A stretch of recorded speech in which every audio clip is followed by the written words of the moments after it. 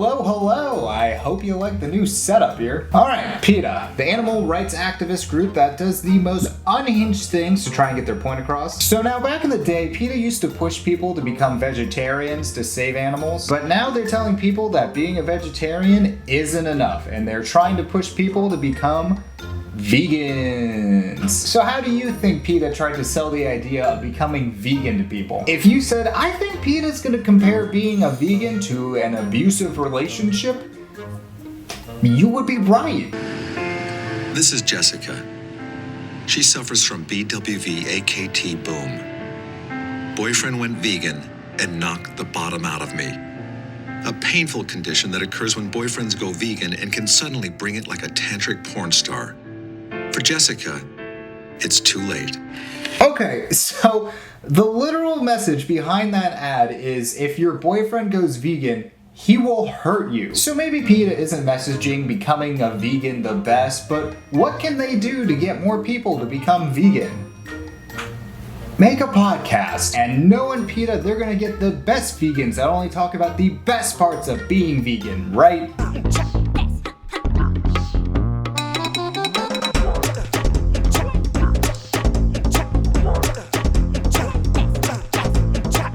We poop more frequently? You know, I never thought that would be used as an argument on why you should be vegan. Yeah, trust me, dude, you're gonna be pooping like never before. I would highly invest in some hemorrhoid cream. So those two are our hosts of the Just So You Know podcast, Jamie and Justina. And if you thought PETA might have gotten better messengers for the vegan cause, you would be wrong. These two are pretty unhinged when it comes to being a vegan, so much so that they say some things that, you know, may not reflect great on the vegan community. And I also want to say up front, I don't care if you're a vegan. I am familiar with that lifestyle to a certain extent, and I will circle back to that later. This video isn't going to be me just dunking on vegans, so, you know, sorry for the people that want that. But Jamie's the type of vegan that can't even stand seeing people eat meat. I saw a woman eating a beef stick and she was holding a gallon of milk. I was like, Jamie, don't do it, don't do it, don't do it. And of course I did it. And You said something? Well, I just moved my hair out of the way and I'm wearing a shirt that says animal rights. And I was like,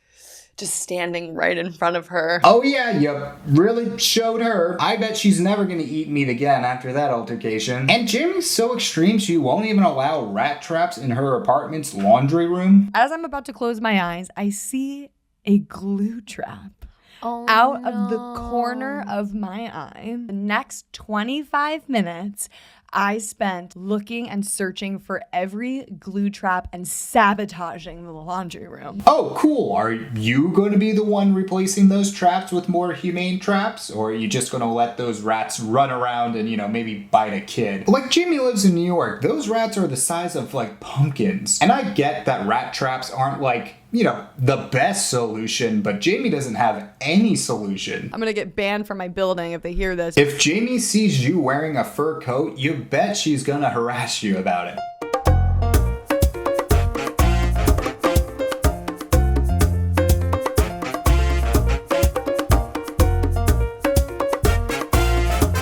I love how that one woman is literally running away and Jamie's just like, what? No, come back. I want to bully you some more. And when people started calling out Jamie for this type of harassment, she commented, what did she say? I wasn't chasing people. I was walking next to her. And then she ran. Yeah, and then you chased after her. Jamie later on then says animals had their skin ripped off their bodies for this filthy jacket. She's lucky I didn't punch her in the face. Violence against animals? Not okay. Violence against humans?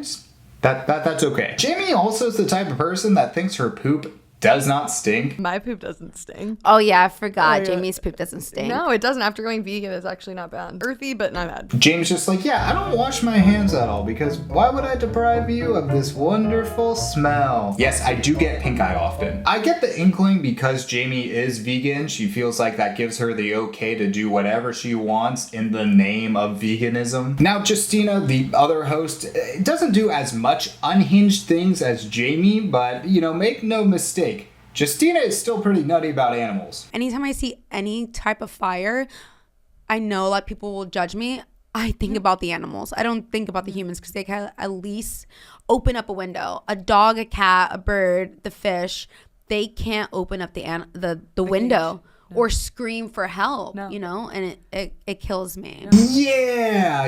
You know, you could just be upset for the loss of life. You don't need to be specifically sad for one species. This type of empathy for animals rather than humans is something that actually gets brought up a lot with Justina. Like this one time where the two are talking about animal testing and Justina talks about what she thinks should be done to those people testing on the animals. When the aliens come and they torture humans, if they torture them, because I would think that the aliens are going to be nice. But if they decide to torture humans, I mean, I hope they're watching and they pick the right ones, because some of y'all deserve it. I'm sorry. Yeah. And maybe people are going to hate me after this little clip, but no, like, when the who aliens does that? What the hell? I mean, I'm not thrilled about animal testing, but I don't think these people should be tortured. But like them, we come this way. These people, take them. sew her eyes shut. Seriously. Okay, yeah, we're just gonna try and act like that was a normal thing to say. I don't even want to know what they want these aliens to do to farmers. Sew her eyes shut. So like I said, these two have some views that I don't think your typical vegan would agree with. But Peta's given these two a platform, and I just don't think that these two are making the vegan lifestyle look appetizing. Vegans have lower instances of anxiety, depression, and Oh, I don't know about that. therefore, no, it's true. Doctors don't know what the heck they're talking about when it comes to nutrition. I think more people are understanding that, and I'm pretty sure that it's such a scary, sensitive topic for mothers who want to be vegan. People are like so eager to eat like dismembered body parts, Yes, like eyeballs, what the heck? buttholes, Yeah. veins, and tendons, Feet, toes. and then like when you present them with like a homemade vegetable soup that's colorful, they're like, God no! Yeah, whenever someone tries to serve me soup, I'm like, excuse me, I'd rather have the buttholes. I'm tempted to call this PETA or vegan propaganda, but Justina and Jamie aren't particularly good at propaganda. They have a whole discussion with a PETA rep, and the rep talks about doing a vegan sex strike, so you can't have sex with men who aren't vegan. The sex strike was actually something that came out of our Germany affiliate. And it's so great. You know, it's really just kind of tongue in cheek. And it's just like a suggestion that, hey, you might be able to get men to go vegan if you withhold sex from them. So, hey, if you're someone who thinks I can make this person go vegan if I withhold sex, we're all for it. She does say this is all tongue in cheek, but at the end it is sort of like, you know, but if you think you can get someone to become vegan by not banging them, maybe you do that. But then Jamie and Justina even admit that they don't even do this, and they unintentionally point out why doing a vegan sex strike is sort of a terrible idea. I think it's important to not force it down their throats, because we want Right. them to change because they believe it's the right thing to do, so that ultimately they're not sneaking like cheese behind our backs. And, Right. you know, with my boyfriend, I set the boundaries from the beginning, and I said, buddy, I don't want to see the products. I don't want them around me. Right. And eventually I started showing him new recipes, took him to slaughterhouses. I took him also to sanctuaries where he got to spend time with the animals. And then over the course of a couple months, he ended up changing and going vegan for the right reasons. And he felt better. And, you know, it really brought us that much closer together. But No, guys, you're supposed to talk about how it is a good thing to do this. Giving ultimatums in relationships always works out. Jamie and Justina also do this fun thing where Jamie reads her, like, fanfic of of animals being treated poorly, and Justina cries over it. that baby you see is a macaque monkey, and he's only a few months old. His name is Kaloop. Where is his mother? And why is he alone? So I want you to open your eyes. What do you think? What are you feeling? Sorry, got like goosebumps. Which, sure, I guess that's efficient, but here's the thing. They do this 2 other times. Self. Lolita, she died. Convenience and my well-being tore me away from my mother on the very night I was born. They sewed my eyes shut. Okay, we'll say first time, effective. Second time, getting a little weird. Third time, okay, this is for your acting room. They do a whole podcast about how to budget for being a vegan, which I was actually really interested in hearing, because that is the toughest part of being a vegan, is just how much it costs. So you understand my disappointment when they don't explain how to budget at all. They never sit you down and explain how being a vegan would save you money, or if you are vegan, what to do if you have a limited budget. They're just like, oh, well, if you live in this huge city, you can try and find food here. In Detroit, we have several that are, urban farming initiatives run by, Black and brown people in their communities.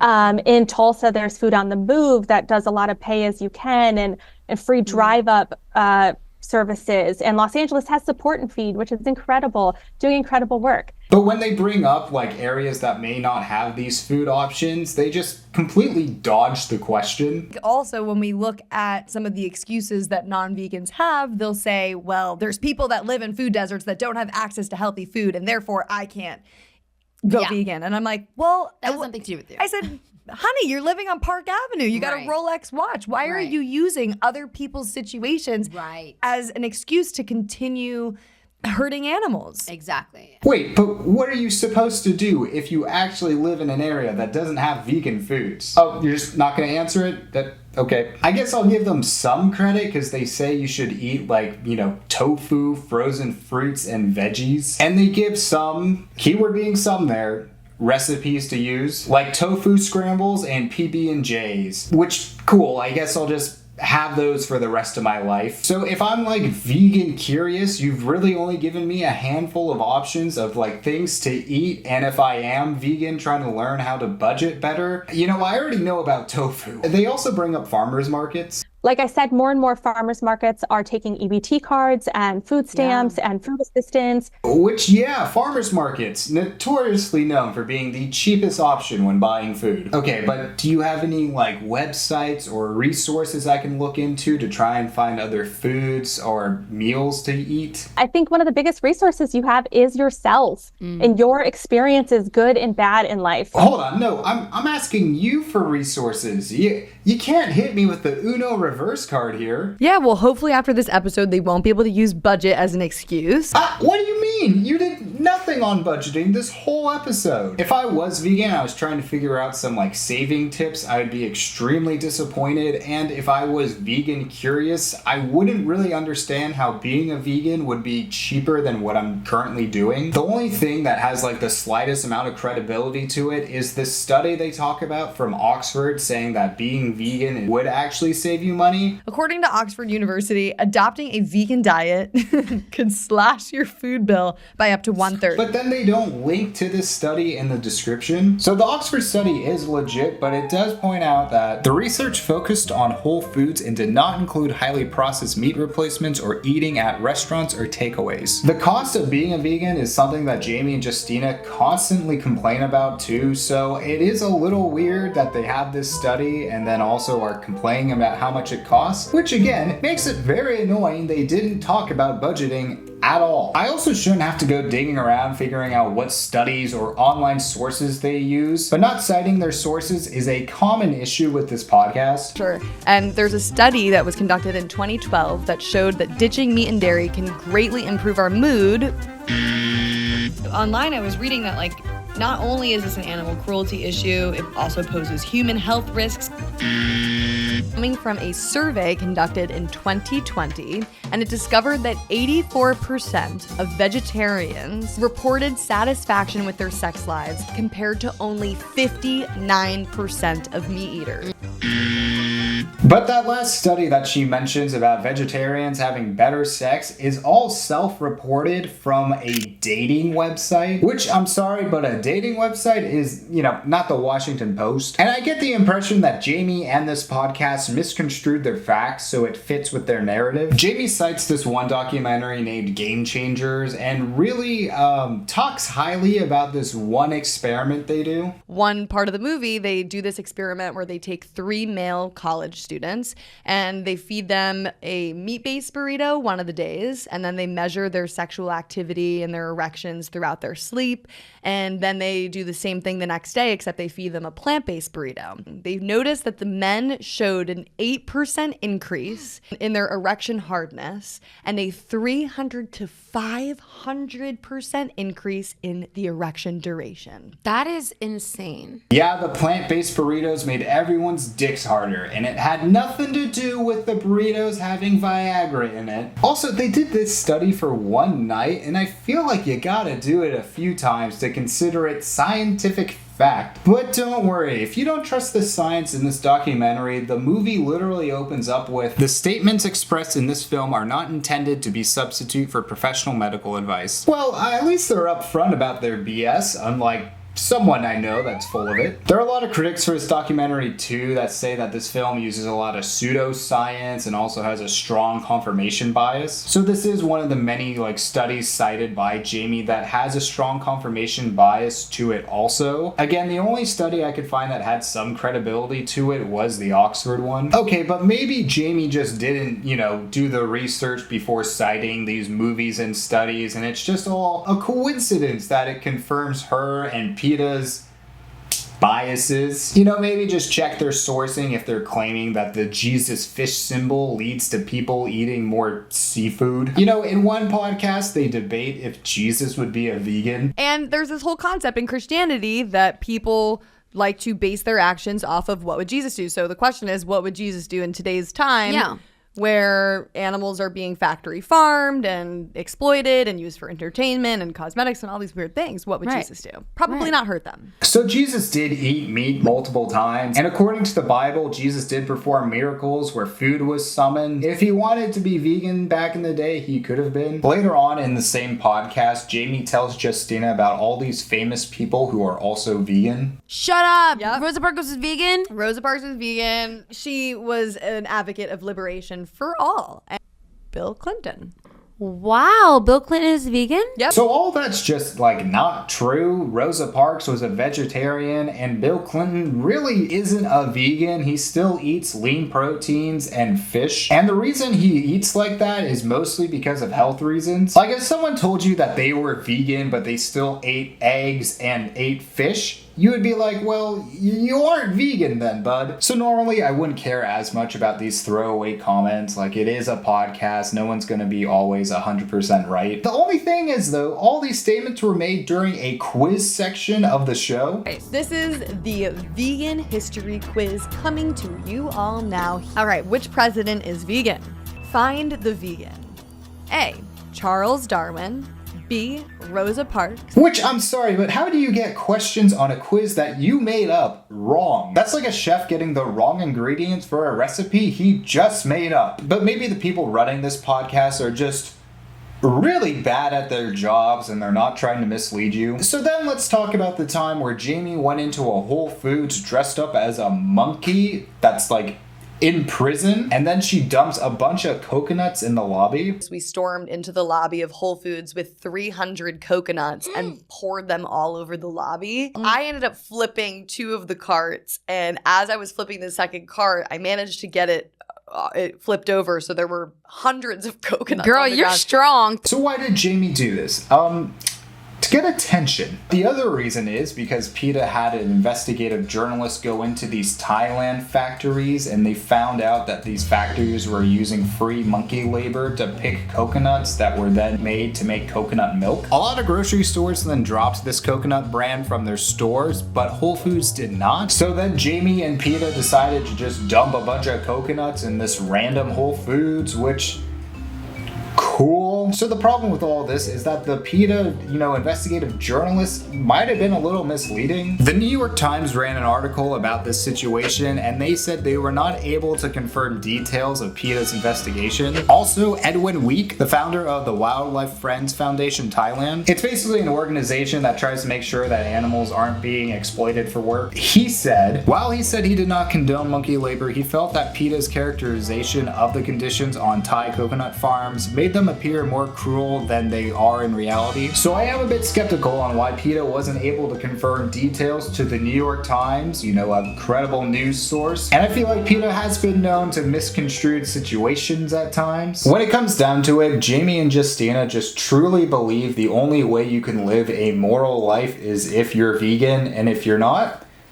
You're living an immoral life. Just listen to what Jamie has to say about making their future kids vegan. Here's the thing. It's like I brought you into the world and I could take you out. I hate when parents say that. Well, it's like, you can take me out, but you're going to jail, lady. Well, you know, I'm not going to bring somebody into the world that's going to continue to abuse animals. We already have enough of those kind of people. Dude, did you just say you were gonna kill your future kid if they weren't vegan? Oh, what the hell? Billy, I swear if you continue to say cheese before photos, the light you're gonna be seeing isn't from a camera. And I can say that because I'm a vegan. Do I actually think she would kill her kid? I mean, no. But why are you saying that? Jamie and Justina treat being a vegan like it's a religion, and they feel like they can do whatever they want because their cause makes it all justified. There's no logical argument against veganism, and that's why I love veganism so much. Yeah. One of the many reasons is because you're always right. Yeah, exactly. You're like, I can't lose. I just can't lose here. So No, it doesn't. Being vegan doesn't give you the right to misconstrued facts, do whatever you want in the name of veganism, and definitely doesn't justify you wishing harm onto other people. sew her eyes shut. Now, I have a dark secret I have to tell you guys, and I hate to admit it, but at one point in my life, I was vegan. Now, did I only plan to be vegan for a week? Yeah, but I did it. One of my roommates back in the day was vegan, and I saw how difficult it was to live that lifestyle, so I wanted to try and get an elementary version of what it was like to live that life. My roommate did not force this upon anyone, and he wasn't an annoying vegan or anything like that. He would talk about it on occasion because it was his life, talking about experiences in his life, not vegan is my life. But I was like, yeah, I want to try this out for a week and see what it's like, so I've tried vegan bacon. It's good. It's not better than actual bacon. I will say that was one thing he tried to convince me on. After a week, I can't really say I felt much better or anything like that, but again, it was a week. I bring this stuff up because, vegans aren't all like this. This is an extremist podcast, which is very weird to say. But vegans aren't just upset that animals died during the burning of the orphanage. I think they're just generally sad by that. There are a lot of practices that should be looked at when it comes to food manufacturing. And I don't think this podcast or PETA is really trying to bring up these concerns. They just want to say that they're better than you for not eating meat, which then alienates anyone to, join their cause. So again, bad messaging all around. Anyways, that's where this video ends. I hope you enjoyed it. I'm gonna go to a Whole Foods now, and I will catch you on the next one.